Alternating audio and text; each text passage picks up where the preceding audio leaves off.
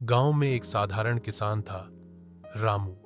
पीढ़ियों से उसका परिवार परंपरागत खेती करता आया था। हर साल वही तरीका, हल से जुताई, बीज बोना, मानसून पर निर्भर रहना, और मुनाफा कभी हो कभी न हो। लेकिन पिछले कुछ सालों से बारिश समय पर नहीं हो रही थी, लागत बढ़ रही थी, फसलें कम हो रही थीं। रामू कर्ज में डूबता जा रहा था।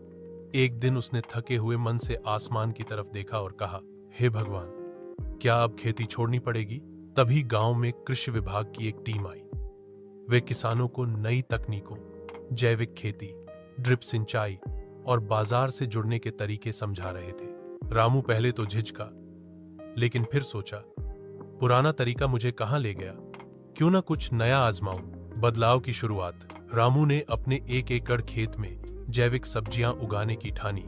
गाय के गोबर से खाद बनाई, नीम का तेल कीटनाशक के रूप में इस्तेमाल किया और गांव के पुराने कुएं में मोटर लगाकर ड्रिप सिंचाई शुरू की। गांव के लोग हौंसते थे, रामू पगला गया है, सब्जी उगाकर क्या कमाएगा?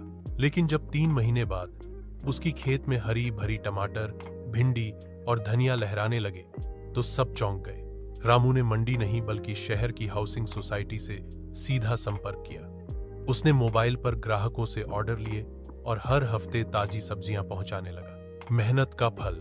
कुछ ही महीनों में रामू का कर्ज उतर गया। उसके बेटे ने मोबाइल ऐप से सब्जियों की बिक्री शुरू की। गांव के कई नौजवान उससे जुड़ने लगे।